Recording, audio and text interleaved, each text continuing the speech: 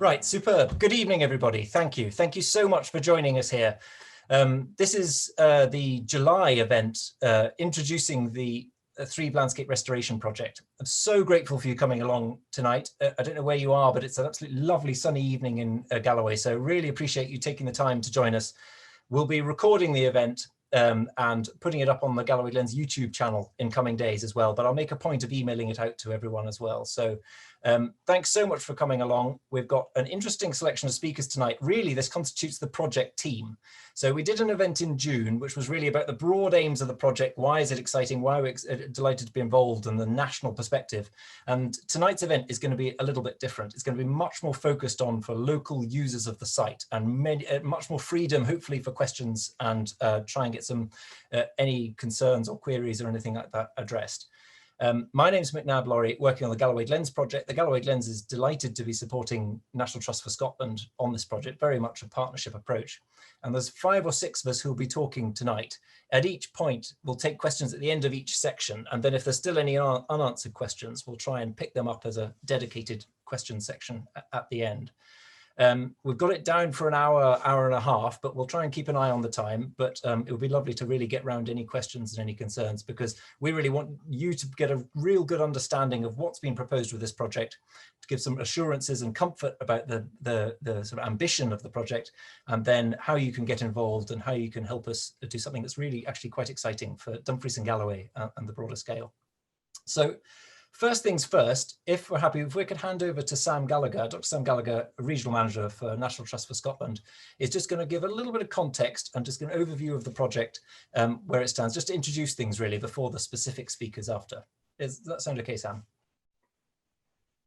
That sounds perfect, McNab. Thank you. Good evening, everyone. Thank you as well for coming this evening. It's really another great opportunity for us to share our enthusiasm and passion for this project. Before I go any further, McNab, can you put the link into the chat of the event in June? Because this is very much a town hall meeting. And if you're interested in some of the context, the event we did in June, which was a live feed, included live feed from the site, was a great overview of some of the science and the details. I am going to give a wee summary now, just to set the context of discussion for my colleagues. We're presenting on different kind of key elements for use of the site as the project develops. I also just want to say a couple of things in general, especially if you're familiar with the National Trust for Scotland, familiar with the site. We've been looking at a use for Kelton Mains for over a decade, and this current project has been years in the planning, and it's really down to the incredible support we've had from the Galloway Glens Landscape Partnership, the entire team. McNab and Nick are with us this evening, and just a huge thank you. Last year was incredibly tough for everyone, and that we've got a project like this still happening and going to be delivered on a revised timeline is wonderful. And I think just the investment that we're bringing into the area through the Galloway Glens Landscape Partnership, it is a privilege and an honour for the National Trust for Scotland to be involved with such a great initiative. So, Threave Landscape Restoration Project. It's the start of our 100-year vision on, I'm just going to let my presentation load up, to restore habitats in an ecologically exhausted site, Kelton Mains, a former dairy farm outside Castle Douglas. It's about how we work with nature, encourage nature, support nature and natural processes to start recovering what has been lost, but also to find ways to self-adapt and self-sustain in Scotland's changing climate. It's a giant science experiment, looking at different methods and techniques that we can relate with nature and better serve the landscape in our care. And it's really about changing from a conceptual level how we look at a site like Kelton Mains. Instead of looking at it as distinct fields, footpaths and compartments of woodland, we want to look at it instead as a series of habitats, wetland, woodland, grassland, all interlinked, all combined and working with each other. And of course, we're very lucky at Threave to be inspired by our osprey breeding program. And this program taught us a really important lesson, and that nature has a remarkable power to regenerate. We often have a sense that what's been lost has been lost forever. But actually, if we give nature space and a little bit of encouragement, we can see bounce back quickly and rapidly, and hopefully in a way that will be self-sustaining into the future. So we're dealing with Threave Estate, our property to the west of Castle Douglas in Dumfries and Galloway. We're focusing on one area, not the garden, not the other farms or the area around the Collingwood Lane. It's this site highlighted in green, Kelton Mains. And it's surrounded by designated areas of scientific protection, SSI, SPA, Ramsar. So it's a bit like a missing link in the chain. What we're trying to do is fortify these really precious wetland ecosystems with a base at Kelton Mains. And so the project we've been working on with our key partners, Connix and Hugh and Chris are on this evening's presentation. We worked really hard to find a way to join together these different habitats and realize our ambition for the site. And of course, it's important, as I mentioned, in terms of restoring biodiversity and habitat creation. It's important because we're ambitious, and this is about a 100-year plan to experiment. Some things will go wrong, and that's okay. We'll learn from that, we'll change, we'll adapt. And it's a really exciting thing for National Trust for Scotland to be leading on. And of course, we've got a uniqueness. We're really proud of Galloway, we're proud of this area, and we want people to come to see us as visitors, but also for us to be respected as leaders in how these different types of land management practices can work. And the impacts that we'll have from these different types of land practices will form case studies which we hope we can share within our own organization, within our own region, and actually much further afield. And since we launched the project about a month ago, the amount of coverage that we've had and interest internationally has been quite remarkable. So we're really impressed with where it's heading.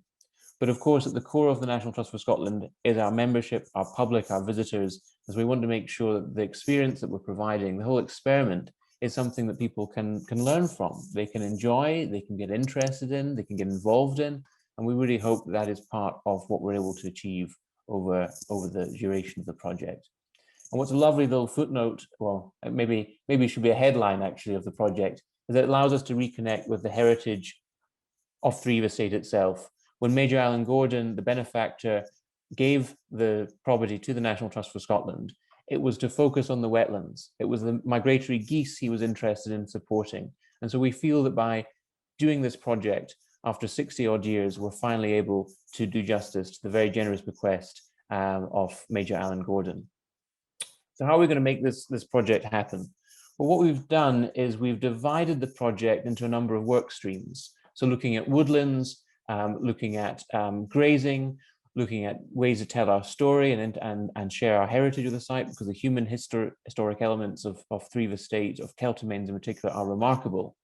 And also more technical science experiments. How do we slow down a stream? How do we make it more biodiverse? How do we look at how wetlands are created and last longer throughout the year? How do we make sure visitor access is preserved throughout the terms of the project? And also how we're doing more research on those key populations such as the migratory geese and also the native geese population too. And a big part of this is working in partnership, as McNab mentioned at the start. We've got a wonderful set of partners that we're working with. We've commissioned work from, research from, we're speaking to, they're funding us. It's something that's really bringing together a huge number of people around the table, and it's a great example of what we can do together. And of course, it's about Castle Douglas, and this evening's event is kind of focusing on that. People who live locally, who love our local area, who come to our local area, to be able to engage with the project and ask any questions that they have. It's a really important part to the success of what we're doing. And of course, what about the farmhouse? Now, we're going to be dealing with natural processes and the land, but just a note, National Trust for Scotland, obviously we care not just about natural heritage, but built heritage. And the farmhouse, which has been vacant for far too long, this whole project will help justify the long dreamed of development of this site, ideally as a visitor facility. And we've already started developing the concept of how this new attraction could work, which will have huge benefit for our local area, and of course Threave and Castle Douglas as an attractive destination for visitors. So thank you very much for listening to my summary. McNab, are you chairing us onto the Yes, next part? absolutely. With a steady but firm hand, Sam. Thank you so much. Yes, thanks so much for that. Let's put the project in context. Now, we've got a couple of specific, quite focused sectoral presentations we wanted to give here. And really a lot of this is about to give locals comfort about the diligence and the work that's going on the project, to give us confidence to be able to embark on it at all. And we've actually got a presentation now from Eric Gillies from CBEC, who have been contracted by National Trust for Scotland to look at the hydrology of the site. And I think there's a very important point here about what comfort can residents in Castle Douglas have that we've done due diligence and we've looked into the considerations of flood events and things like that with the work that's been proposed. And I'm hoping, if you're happy, Eric, to take centre stage and share your screen from here. As before, any particular questions as we go through, do feel free to pop them into the chat box at the bottom, but we can catch up with questions at the end as well. But also, this is just the very start of the project. So if you have questions after tonight or onwards, then we can start, we can build a relationship from there. But if you're happy, Eric, just to give us a wee snapshot of hydrological considerations and work that's been going on behind the scenes. Yep, certainly am. As it's just been pointed out, my specialism is in modelling river flows, modelling both habitat but also flood risk, which we understand is a concern for people of Castle Douglas and the surrounding areas. I'm going to do a bit of blethering at the start just to settle myself into this. I'm up in Speyside just now, also very sunny, very pleasant evening. But I'd like to reassure everybody that I have been to site. I've walked around the Threave estate and got my feet wet. A bit of a local connection. I've just realised the Gordons being a benefactor to the Threave estate and this neck of the woods where I am just now is literally teeming with Gordons. So that's a nice little historical connection between where I am just now and down in the Threave. Anyway, to get on with what I'd like to talk about tonight, which is basically flood risk and also the changes to habitat. We've undertaken a hydrological study, which is essentially looking at how much rain falling on the catchment and how much of that rain ends up in the river and what the water levels are in the river and where we might get inundation. So we've looked at how the wetland itself that we're hoping to create will inundate and how frequently and how that affects habitat on the site, but also flood risk to Castle Douglas and the surrounding area. We cannot do anything that increases flood risk, and we'd just like to emphasise to everybody here that we've used UK best practice in trying to estimate what risks there are to the project and how that might change flows in the very local vicinity. So two things that we've done, I've mentioned I've already been to site, walked over the site and taken various scientific notes. We also did a bathymetric survey, which is essentially working out what all the levels are, both within the channel, which was with both a remote controlled boat and also a boat with our surveyors in it, and measured the ground surface levels as well. And we have used computer modelling in order to determine both how the surrounding area responds to our design in terms of the wetland habitat, but also how it responds to flood events, and so how it might affect flood levels out with the design area. So what we're doing essentially is creating a small additional wetland area within the Threave boundary. And one of the great things about this little site to work with is that it's constrained by the terrain. There are hills around where our wetland area is going to be created. Those hills mean that wetland is contained. It can't get out anywhere. It can't spill out towards the road. Can't spill out towards neighbouring farms or anything like that. It's nicely contained. It provides a nice bit of habitat and increases biodiversity. At the same time, it simply can't, with what we're doing, increase flood risk to the surrounding area.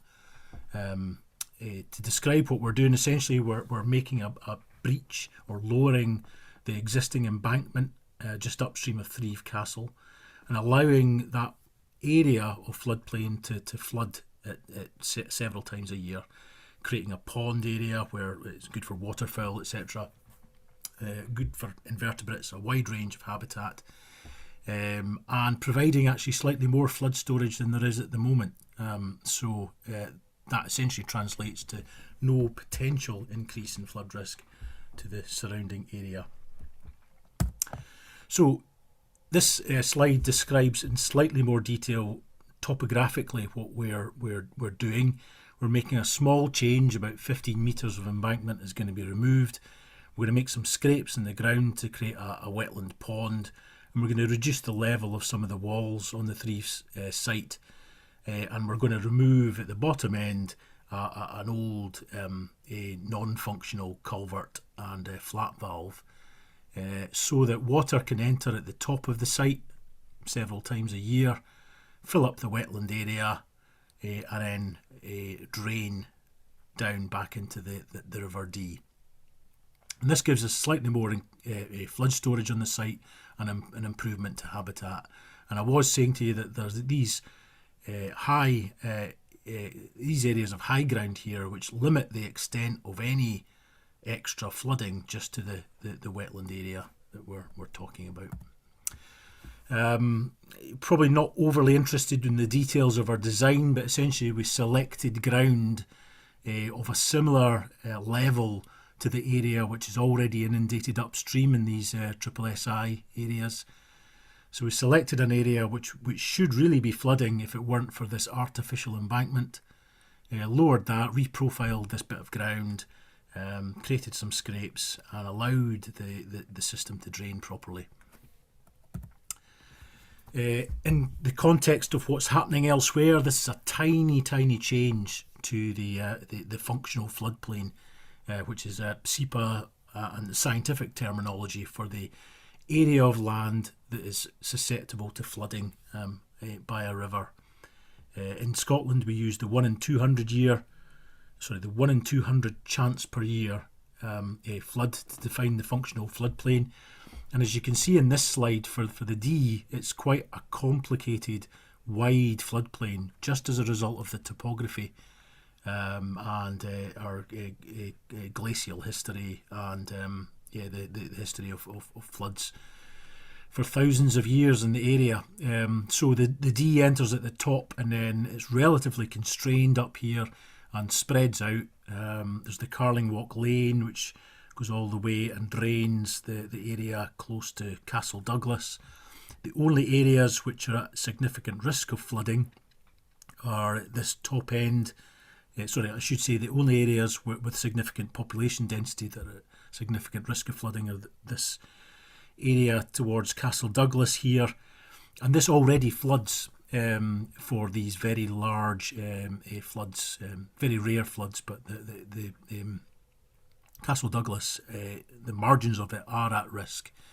All we are doing is creating a slight increase in flood storage actually in this yellow area here by allowing the Dee to get behind its artificial embankment and into this wetland area. But we've modelled this entire area in order to ensure everybody that there's no change to water levels close to Castle Douglas or any other infrastructure or property. So here's a little video about how the site floods at the moment.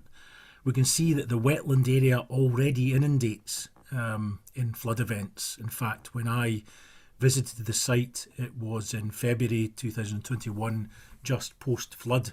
I think it was around about the 21st or 22nd of February, there was a big flood event and all of this area was wet. In fact, I couldn't walk along here without getting my feet wet. So this bit of land that we are proposing to inundate already floods, and all we're doing is increasing the frequency of that inundation of that little bit of land that's defined by this area here. So to convince people hopefully that there's no change to the actual amount of or the extent of flooding, This slide here shows in blue contours what is proposed or what will happen when we breach this embankment and create this wetland scrape. The brown line, which is overlying this and really exactly the same, is what happens just now. So there's no increase in inundation in the design area, and indeed further beyond. All we're doing is increasing the frequency of inundating this specific area on the Threave estate. Here's, I couldn't resist, because there's a castle here. It's very rare that I get the chance to do hydraulic modelling on a medieval castle. So there's an image of the castle here and showing the inundation for both existing conditions, which is the brown line, and the design conditions on which we've superimposed velocity streak lines, to show that there's no change to the castle. So there's no increased risk to the great historical asset that you have for visitors in the area. There's also no change to flooding or inundation on the Mill Burn. This is the Mill Burn here. I've rotated the image to fit it on more easily, but the Mill Burn is this straightened channel that goes up along these trees here. And in our hydraulic modelling, there's no difference to inundation along this channel as a result of changes that are happening to the D up here. Incidentally, I think it was mentioned that there are potential projects in looking at renaturalising the course of the Mill Burn, and we can see part of the old course of that channel here. Anyway, so of more interest to a lot of people is flood risk to Castle Douglas, and our modelling has demonstrated that there's no change to the flood outline. After all, if you think about it, all we're doing is making a small change to this embankment and allowing floodwater to move somewhere where it already goes, and creating an extra bit of flood storage with this wetland. So we get habitat improvement, and at the same time we do not increase levels anywhere else in the functional floodplain or near Castle Douglas. There's also no increase in flows downstream of the project reach, so we can be sure with our hydraulic modelling that there's no risk downstream in areas even that we haven't modelled, because the flows that get passed down through the D do not change with our a design wetland area. The flow pattern has changed with our new wetland, because flow, instead of going, this area at the moment inundates from downstream back up. All we're doing is changing that inundation pattern from upstream to downstream. So the drainage is actually slightly more efficient, although we've created wetland areas that will remain wet all year in order to retain habitat.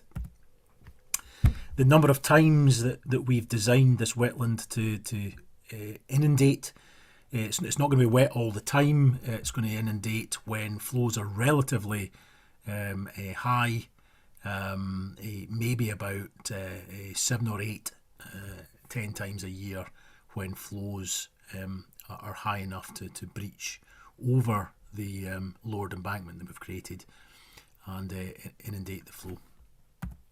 So in order to demonstrate how often this area will be flooded, we looked at a year's worth of flows. The data that we had available was for 2018 to 2019, and we ran our computer model for the entire year, and the blue shaded points are where the wetland is actually connected to the River Dee.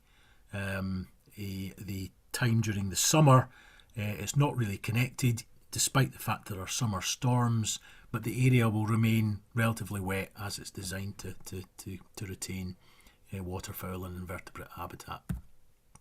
So here's an image showing what the situation should look like when it's inundated in a wet period, and the following one is during one of the dry spells in the summer, and we see that there's a wet area retained, which is really good for both plant life and animal life, mammals, invertebrates, fish, all these things. Other people will talk more expertly about that than I can. So you might ask how much, it's a computer model after all, and you might ask how much confidence we have in the computer model. And I mentioned to you that when I was on site, I got my feet wet because it was late February and the area had a flood, which some of you might remember. So this was the 23rd to 24th of February.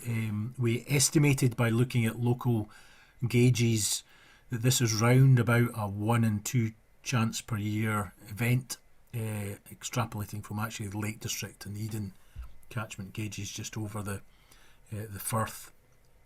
We were also able to survey on the ground where what's called flood rack has ended up. Now, flood rack is just branches, twigs, anything else. You don't have anything as horrible as rubbish in the D on the Threave estate. It's all nice things like bits of weeds and sticks. Elsewhere, say in East Ayrshire, it's plastic bottles and things like that you find in rack. But in the Threave estate, you got nice rack marks caused by vegetation. We were able to survey those in just after this flood event and run our hydraulic model for the same magnitude of flood flow.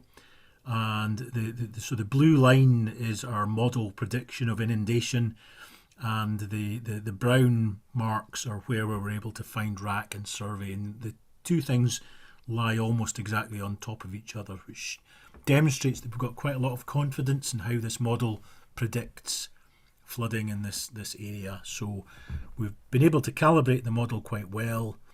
We understand the flows because we've got the gauge just upstream at Glenlocher, and our modelling, UK best practice, demonstrates that there can be no increased flood risk out with this design area. I hope that has answered some questions, and I'll pass on to the next presenter. Brilliant. Thanks so much for that, Eric. There were a couple of questions. There's a question that's come in about will the breaches in levee be crossable by bridges, but I think we should probably park that because I'm pretty sure that's going to be covered in the next presentation for access, but I'll make sure it's answered by the end of the session. Yeah, obviously what we can do though, I mean, I'll answer this partial bit, is what we can do with the hydraulic modelling is determine what water levels will be, so we know what level to raise a bridge or a boardwalk in order to allow access. It's probably worth saying as well that the model predicts for many flood events that the existing walkway and embankment is inundated, as it was for a short section on the day of my survey. So we can either set the walkway or bridge to be at the existing embankment level or even higher in order to retain access for longer. Cool, brilliant. I'm confident we'll nail that with expert. That's a really good point, Eric. Thanks so much. And also, there's one more question, Eric. So I just want to hear you mentioned no increase in flooding risk to population areas. Is there actually a decreased risk with these changes? And I suppose that's a very interesting sort of how we position the project really on this, isn't it? So, yeah. So that's an interesting question, and when we are asked to do this type of assessment, if there's any increase, no matter how small, we need to talk about that increase. For instance, it's a hydraulic model. We can't survey everything in detail. We're not going to count every single blade of grass or stone in the river. So models are only ever approximate.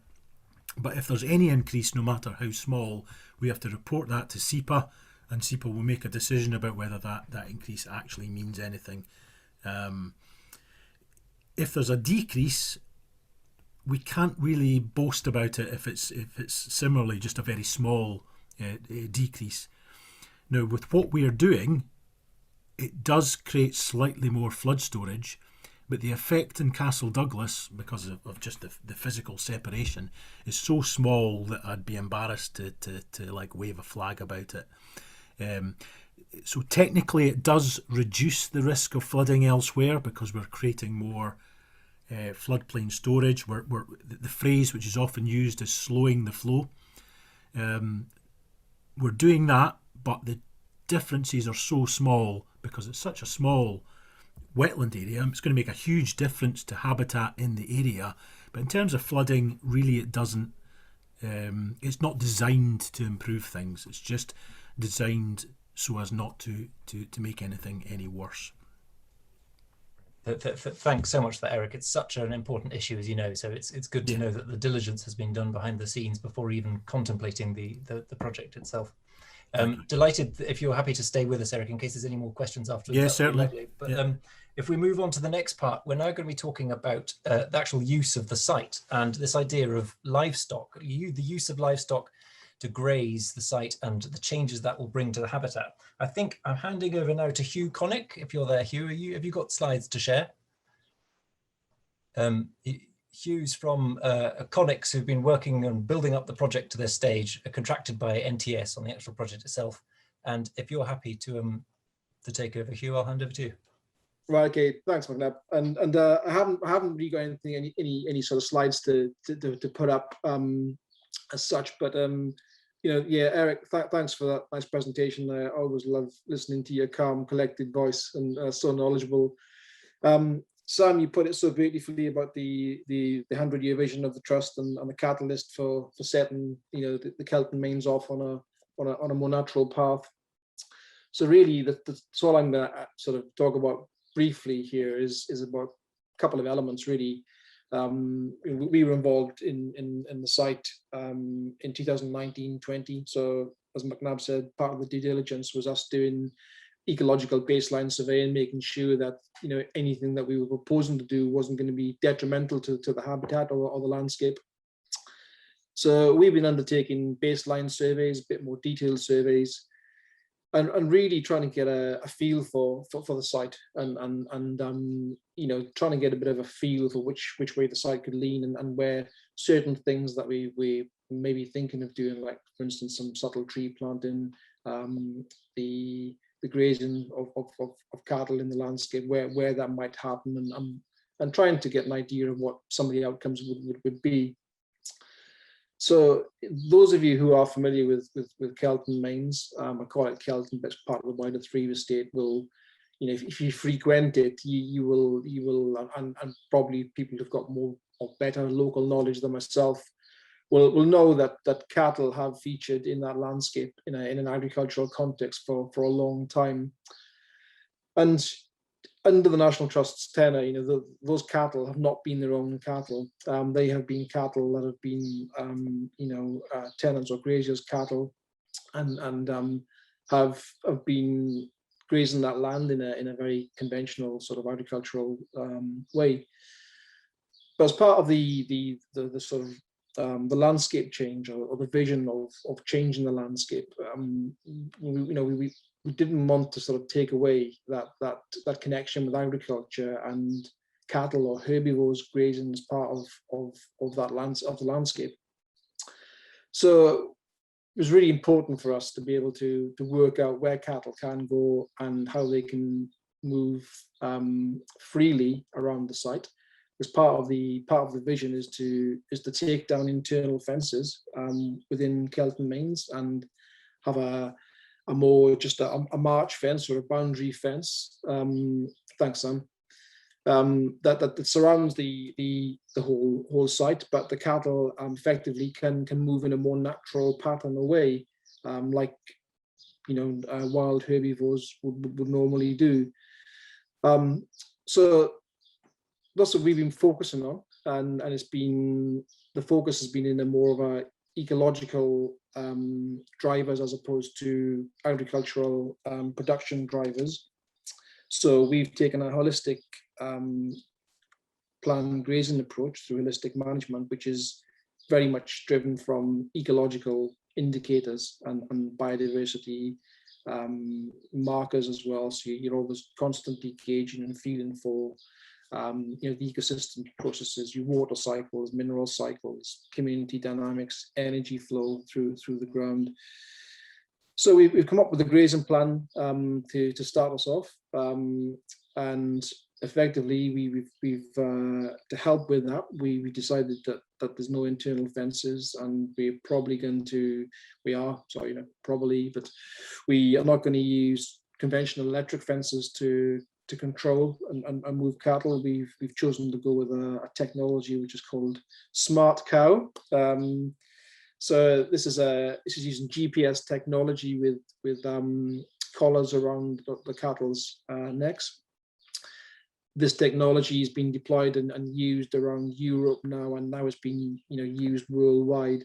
So it's technology that allows us to create invisible boundaries and barriers within the site, and actually be able to plan so we can get the cattle in the right place at the right time for ecological reasons. And the virtual fences are created within an app on an iPad or an Android device, and effectively you can choose where you want those cattle to be at a particular time.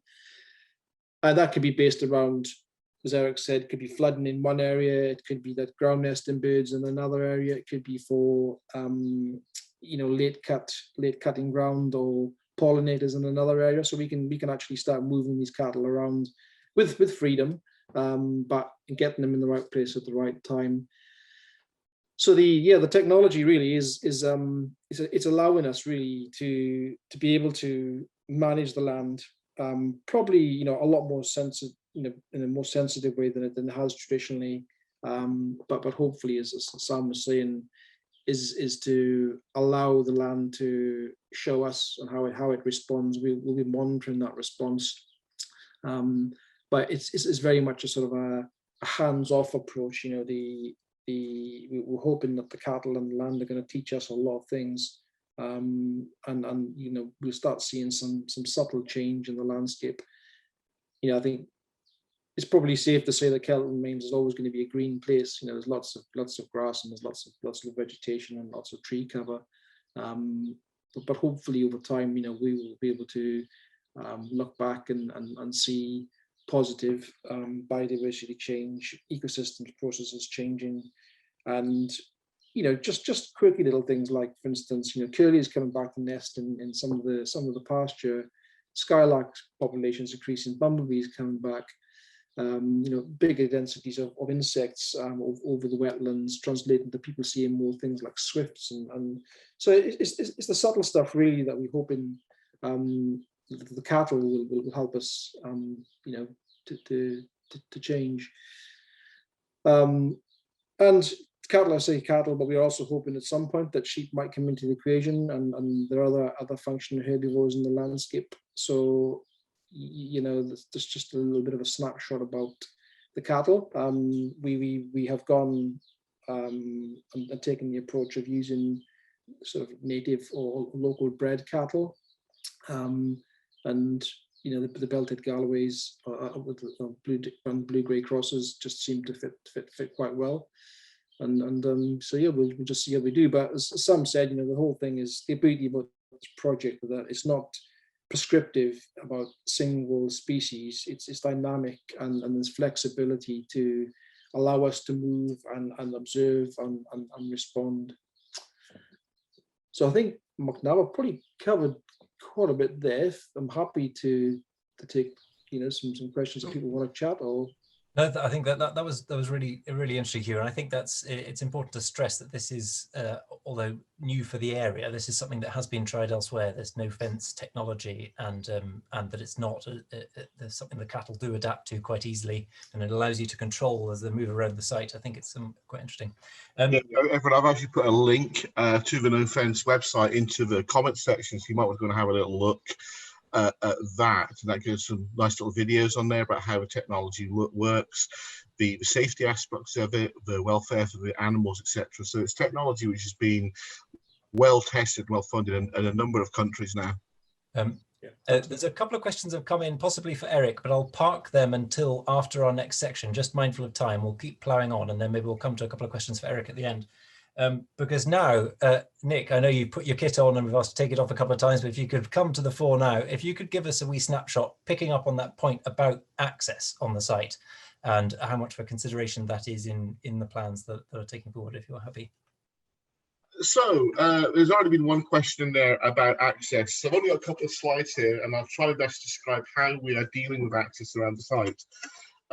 Firstly, we're all well aware that the site is incredibly important for people in Castle Douglas for a variety of reasons. Some like the wildlife, some like the walking. It's a really important area for recreation for both local people and visitors alike.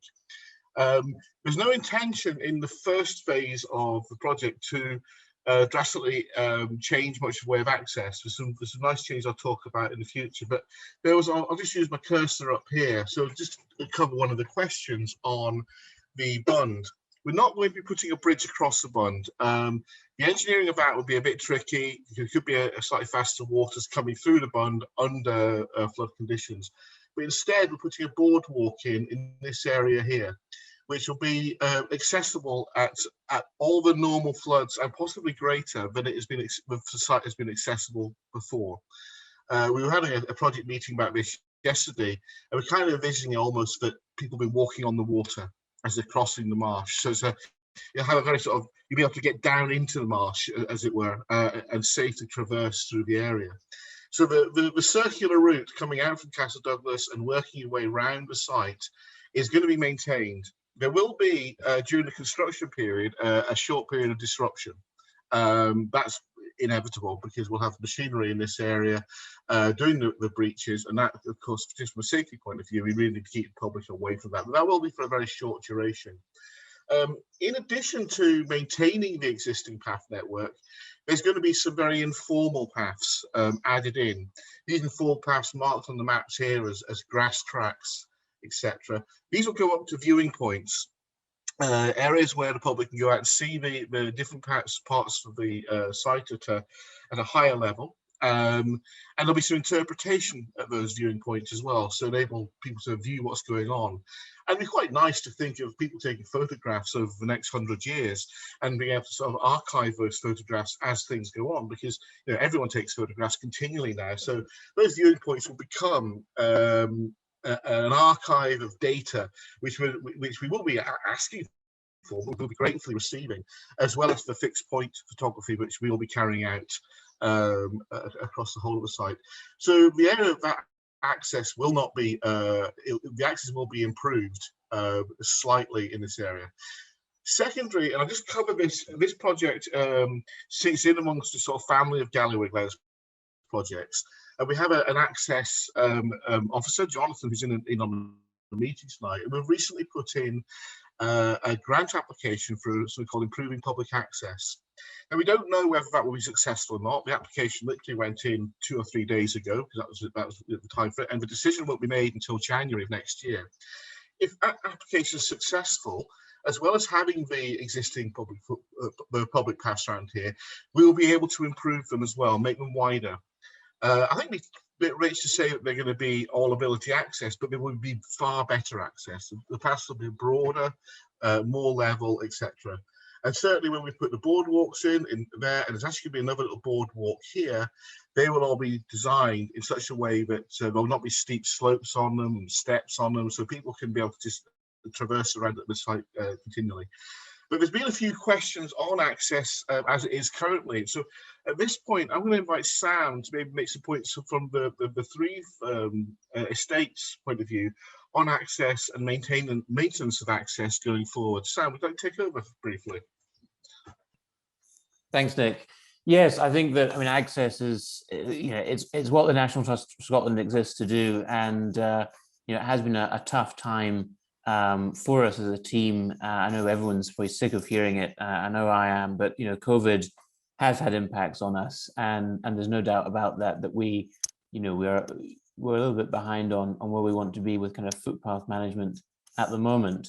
But it's been a great season. It shows that when you have visitors who are coming, members who are supporting, and projects like this, that we are able to get resources in place. So we'll be looking at creating, in fact, we're recruiting at the moment for an estate ground worker who will be tasked with looking after footpaths, because we're expecting to increase the footfall on all these routes. And so we'll have this dedicated worker that'll be working with our very able estate manager and focused on access, which I think is a really important investment to make. And we're also really pleased that Galloway Glens and others have supported us with getting the right kit that we need. But it's certainly something that, you know, we have a vision of what we want access to look like, and much as for the site and the estate as a whole. And I think we're looking at trying to achieve that over the next 12 months and beyond, because we always want to look at ways to improve access. And as the site changes, new ideas and new ways, and as Nick alludes to, new funding may become available. And if we're able to support that, then we'll say yes. Nick, anything else I can? No, that's fine. on? Thank you. Great.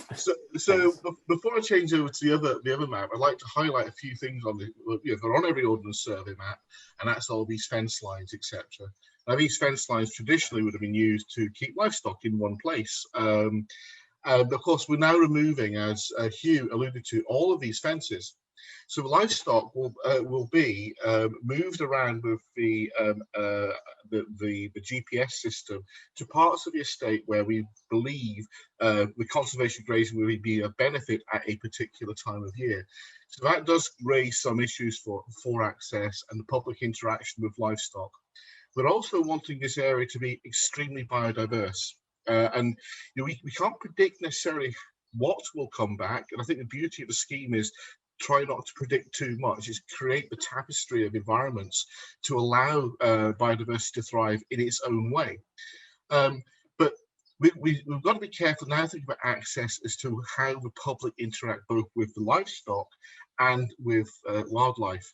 I would hasten to add on the livestock question, this project with no fence has been trialled in a number of countries and is currently being used for the past 2 years successfully in Epping Forest, where the footfall there is measured in millions of people a year, where people and livestock are mingling on a continual daily basis. So I think we're fairly confident that the safety is covered.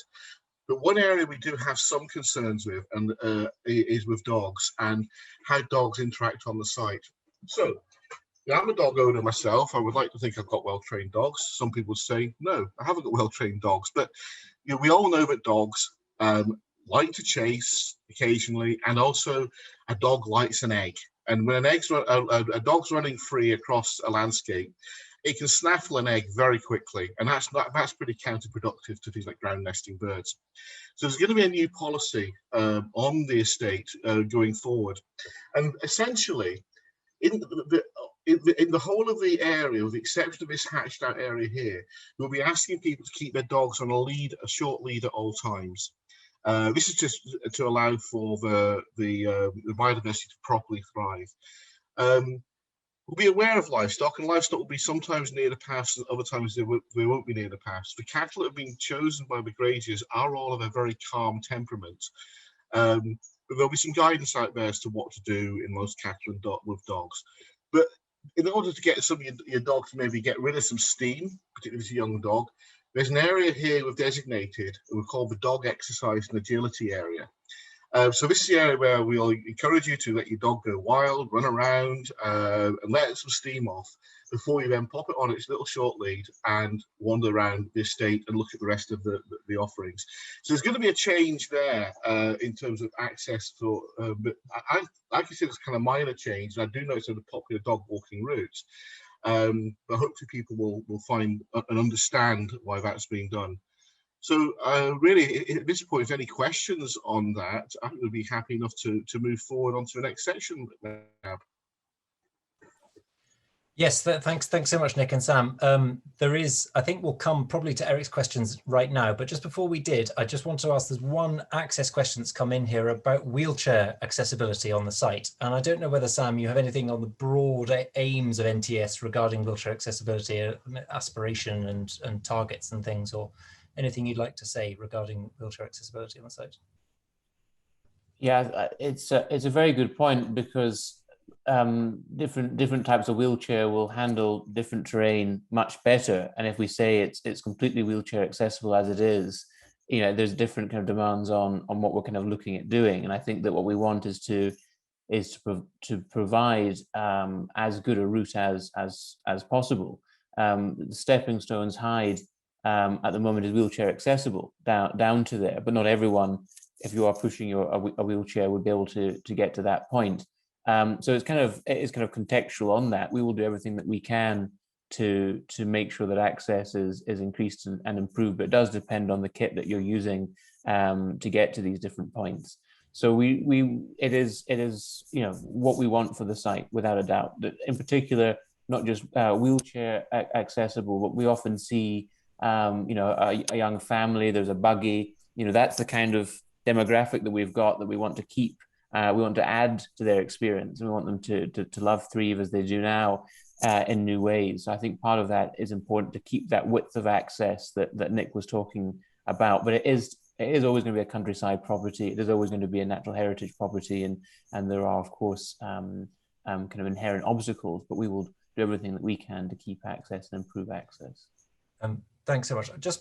So the questions don't get too backed up, I wonder, Eric, could I come back to you? There's a couple of questions come in about DRACs, and obviously the local awareness that the river is not without the impact of the hydro scheme. And I wondered, could you give some comfort regarding the extent to which the DRACs facilities have been part of your work to date, and sort of engagement you've had with DRACs, maybe recently or anything from there? So obviously it's correct to point out that the flows in this part of the Dee and close to Castle Douglas are not natural. The Loch Doon and Clattering Shaws catchments are both linked to the Dee catchment artificially through the Galloway Hydries scheme, and I know it's a local concern that what that does is increase the total volume of water that passes through the Dee at Threave and close to Castle Douglas over the course of a hydrologic year. But the Galloway Hydros scheme itself isn't part of our study, and that we're not altering that particular scheme. That's up to them. But what the lochs and dams do in the hydro scheme is to attenuate the peak. It reduces the peak flood events in the area, whilst increasing the lower flow events. And as far as I'm aware, the rationale behind the control scheme for the Galloway Hydros is to manage and reduce downstream flood risk. So I think I saw a question related to that in the barrage at Glenlocher being modified for flood events, and so it's actually opened for storm events so that flows from Loch Ken pass through the barrage unimpeded, and the barrage mainly controls the lower flow events, so the ones that are relevant for wetland connection, and for those we've taken data from DRACs themselves in order to demonstrate how regularly the wetland area is inundated. For the flood flows, we've done two things. We've looked at the flows that were determined for the Castle Douglas flood study by independent consultants, DRACs themselves, and also our own estimates of natural flood flows in the area. I don't have the numbers to hand, but our estimates of natural or semi-natural, given the fact that the dams are there, flood peaks are actually higher than those you get with the hydro scheme, although the base flows are higher, the lower flows are higher. So I suppose a short answer to that question is yes, we've taken into account the flows that are actually moving through the site as a result of the Galloway Hydros scheme. Cool. Thanks so much for that. And I think, and the all the modelling that's been done is based on actual activity with the hydro scheme there, rather that's than right, yeah. doing So, this and then, and there's a hydro scheme on top. It's incorporated in the modelling, I think. So the other thing we can say is that there's no change to either water levels or discharge, which is the amount of water moving through the Carling Walk Lane and the Black Parks pumping station or any of that. So none of those aspects relevant to flooding and drainage from Castle Douglas are affected by this this. And it's fair to say you've got open dialogue with Drax, and that's something. Yes, that's correct. Yeah. So Drax are able to supply us with flow data, etc., that we've used in our analysis for inundation. Brilliant. Thanks so much for that. There's a question here about probably for Sam about consultation plans, and it's tempting to leave this to the end, but I think it's a very key point we need to pick up now. Is that, am I right? This is the very start of this consultation regarding the project. Sam, do you want to say anything about your consultation, maybe work on site in coming months, and how the project will be reaching out to local people? Yeah, I think that I'll probably just address the question straight on, actually. I think it's a really important and interesting point that's been raised about, I don't know if everyone's seeing it, but the increase in visitors, hearing about the fantastic access to the state and the expected increase in visitor numbers, but there seems to be a vast lack of consultation with those people who the visitors are impacting. I wonder if that is also a question on tourism in general in Dumfries and Galloway. And of course, those of us who live here, there's that natural and understandable point. What does increase of tourism actually mean for Galloway? How well are we set up with this? Which I think is what this question is heading to.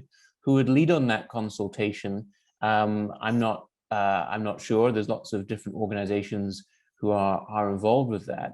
For Threave, and from our point of view, the visitors are already here. Hundreds of thousands, millions of visitors, but our slice of the pie, if you like, is something which we're not getting, as much as we would like. In fact, the number of attractions in the area hasn't increased substantially. In fact, there's a lot of risk around various attractions. So what we're looking to is to provide a new attraction for the visitors who are already coming. And Galloway is blessed with beautiful coastline, lochs and forests, and we have that tourism pressure now. What we don't have is the infrastructure or the attractions that would support that and would keep the income coming into our local economy. So it's not so much about attracting new visitors. I think they're already here. What we want is to maximize opportunity in the current market, and that is from our point of view, real value to this part of the site. Threave Garden is incredibly busy at the moment, which is great, but so busy that I think we want to see a bit of distribution of visitors between Castle Douglas, the town, and our site at Kelton Mains. Part of that visitor pressure is the castle is not open to be visited this year, and that will of course change again in the future, helping people who are visiting our area spread out a little bit more. So I think there's everything a little bit more accentuated because of that. But consultation on tourism and the future of tourism in Galloway, I think, is a valid point, but one that National Trust for Scotland would like to play a part in, but would have to involve many other players in that. And I think that we want to have that discussion. I think it's already happening in lots of different ways. So yeah, a very good point to raise.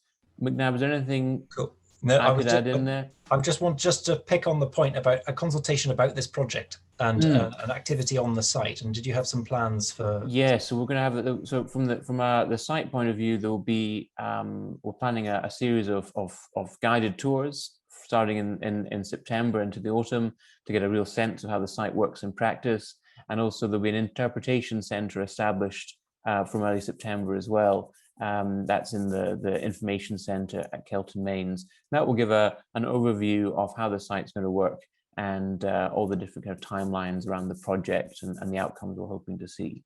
So we'll have that in place. And McNab, I think we have an email address that we can start using as part of the consultation as well, and that is to threavelandscape@nts.org.uk, and I'll bring that up as a slide at the end.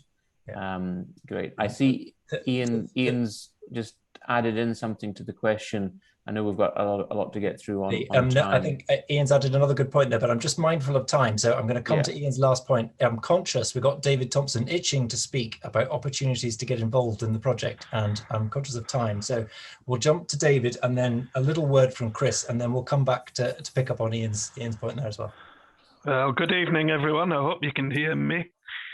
What I'm going to talk about this evening is opportunities. and in particular volunteering. And volunteering has quite a lot of benefits, actually. It's great for your well-being. You're outside working in the fresh air. Sometimes it can be wet.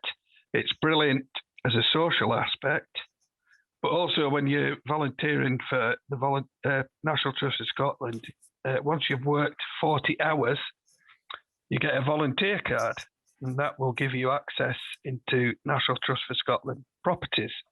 So that's just a few of the benefits, as well as exercise.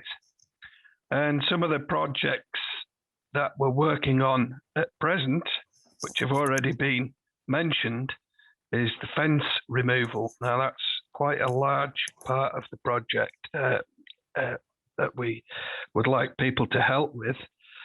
There's approximately 5 miles of fencing to remove. And at present, we've removed 1,800 metres. There'll also, later on in the year, be opportunities for the community to help with tree planting. So we'll have around 12 hectares of trees to put in. And I think that's an absolutely fantastic opportunity for local people to come along and to help with their legacy and something that they've done and something that they can see over the future. Also, we'll be looking for people to do survey work, and that's including goose counts, breeding bird surveys, plant surveys, and probably invertebrate surveys. And that's for our own records on a property level, but it's also very valuable data nationally as well. There's another project that was mentioned, which is the Millburn. So that's going to be looked at restoring that and making it more beneficial to wildlife and also increasing biodiversity. So we'll be making improvements to that habitat. And personally, that's something I'm looking forward to because I've never really done anything like that before. So it's a good opportunity to learn and do something different. Nick mentioned about the viewing areas. So there may as well be opportunities to do some dry stone diking, so try your hand at that. And of course, there'll be other estate work. So anyone who's handy with a strimmer would be more than welcome. And of course, looking into the future again, land-based students, so who are doing university degrees or at the Barony College, for example, or just want to do some work experience or have a placement. And then I'm absolutely sure there'll be opportunities for visitor engagement. So we already have quite a few Osprey volunteers who work down at the Osprey viewing platform. But I'm sure we'll need people to work in the information point and around the site itself. So these are opportunities that will pop up, and when that happens, you can follow up on that on probably social media, on Facebook, the Galloway Glens, the Threave Garden and Estate page. And if anyone has any questions, please use the brand new email address. And if anyone's interested, it will get back to me eventually. So that's brilliant. Thank you. Cool. Thanks so much, David. David's the face, as we know, of the Threave Garden and Estate. So great to have you involved tonight, David. Thanks so much. I'm mindful of time, so we're going to keep ploughing on. I think the plan was maybe for Chris Stones to introduce himself and say a couple of words about timescales and next steps for the actual project itself. Just a couple of words, Chris. Are you there? Okay. Yes. So my name's Chris Stones from Connex, and we've been working with NTS and Galloway Glens to gather the baseline data for Kelton Mains, and from that developing a concept design plan, which you can see here, and a management plan so that the design can be implemented. So based on that, I will try and very quickly run you through the anticipated timelines for some of the things that you've just heard about this evening, and maybe from our previous event as well. So I brought up the concept map here so you can at least try and orientate yourself around the site as I'm talking, and the key on the right hand side, if you can see that, should also help you as well. Iterating that this is a 100-year plan, and it's a 100-year plan with a degree of flexibility built in. The reason for this is because landscape changes can take a long time, and it's recognised that we need to allow time for natural processes to be restored and to start functioning as they should, so they become self-sustaining and they can adapt to a changing climate. It's also a 100-year plan, as there's an experimental element to what we're doing as well. So the timescale also allows for the monitoring, review, and if required, adjustment and change within the plan. So it's inevitable in a project like this that some things will work better than expected, while other things might not. So we have the flexibility then to make changes. So although it is a 100-year plan, we need to kickstart these natural processes, and to do that, most of the capital projects will be delivered within the first 2 years of the plan. Some of these have already begun. So I don't know if you can see my cursor moving around. So the larch plantation on the east of the site over here, and the plantation on Port Hill have already been removed. The Wetland Restoration, which is this area here, this is already underway, and a license application has been made to SEPA to allow works to begin in August of this year. And that's going to remove 25 metres of man-made embankment in the northern end of the site, up here, and 10 metres of embankment on the western boundary down here. Also happening this summer will be the installation of the 2 boardwalks that we heard about earlier. And they will be installed before the embankment removal work to maintain the access around the wetland and to allow visitors the chance to get into and experience the wetland up close. And as we saw earlier there, here, and along this part of the wetland here. So ponds and scrapes will start to appear in various locations around the site as well during the summer and autumn of 2021. The ones in the wetland will be in the summer. And then the ponds further through the site will probably be late summer to autumn time. More work that has already started is the removal of the fencing, as David mentioned, and that's to start to open up the landscape. And David and his volunteers have removed 1,800 metres of the 8,000 metres of fencing around Kelton Mains. So in addition to this, the no fence technology we'll be using for grazing animals once the fences are down is already in place, and we're currently familiarising ourselves with the new technology and the app that controls it. The cattle, the belted galloways, are already on site and they're getting used to their new surroundings before their training period begins, which will be between July and September of this year. So if you're on site during that period, you might just see the cows with their new collars. And this is all in preparation for the low impact holistic grazing we heard about earlier, which will begin in the grazing season, hopefully of 2022. So in July of this year, we'll start work to improve the habitat and flow diversity of the mill burn, which is in this section of the site here.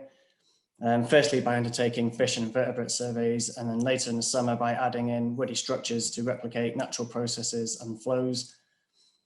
The fish and invertebrate surveys will continue every 2 years to monitor any changes to fish and invert populations in the mill burn over time. So moving into the last quarter of 2021 and the first quarter of 2022, you'll start to see tree planting in the east of Kelton Mains in this section over here, as well as in the riparian zones of Millburn. So that's a very quick overview of the timeline. It should also be said that the timetable of works has been planned around the ecological calendar and to be sensitive to existing ecology of the site. I also think it's worth adding that although it's a 100-year plan and natural processes can take a long time to restore, we will start to see some changes quite quickly. For example, work that has started already and the reduction in the intensity in which Kelton Mains has been managed over recent years. We're already starting to see the appearance of wildflowers and oak saplings in places that they hadn't been seen previously. So I realise I've rattled through quite a lot there in a very short space of time, but basically the gist of it is that there'll be lots of things being done and delivered and implemented over the next 2 years, and then time given to allow the site to settle down for monitoring, reviewing, and for any changes to take place. So I'm not too sure if anyone else from the group wants to add anything or has anything to say on timeline.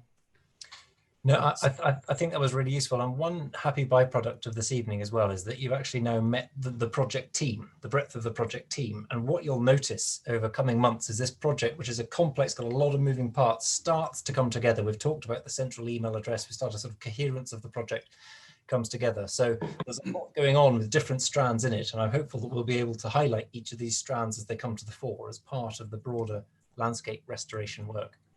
I'm conscious of time. We're only 15 minutes over time. I think there's some good, some broader questions. I think Ian's raising there about the about some tourism nationally. I think some challenges we're all facing nationally regarding camper vans and the art here is we don't want the 3% of people to wreck it for the 97%. So it really comes down to effective proactive management. And I think that's one of the benefits of having someone like National Trust involved, is that we can try, we actually got professional staff on the ground, and Galloway Glens will be doing everything we can to try and support this project and get the positives out of it that we can. I think, Sam, did you have a final slide to show with the email address on it, just to end with an element of flourish? But I think the interesting thing is, as Sam mentioned there, in terms of consultation, over coming months, you'll start to hear more about Threave Landscape Restoration Project, whether that's with walks around the site to see the work happening, or whether that's the information centre being set up at the car park at Kelton Mains. And what we'll be trying to do constantly is trying to keep people abreast of what's going on, because this could be something that could be nationally significant, taking place right on the outskirts of Castle Douglas. So yeah, leaving you there with the last thing, threavelandscape@nts.org.uk. If you're in touch with any of us individually, please feel free to keep that going. But at least you now know there is a coherent, the centre to the project there, which is the sort of how to get in touch with the project. I'm mindful, Sam, this is an NTS project and Galloway Glens are supporting it. Is there anything you'd like to say at the end, Sam, about this or add to the event? Well, just to say thank you for everyone for coming, and thank you to the Galloway Glens again for helping open up the National Trust for Scotland to these discussions. And we're often quite like all national organisations, a little bit insular, and I think it's been great to be kind of plugged in and have these bridges built. So thank you again for that, and also really just to end on what a positive note that this has been. I think we should be,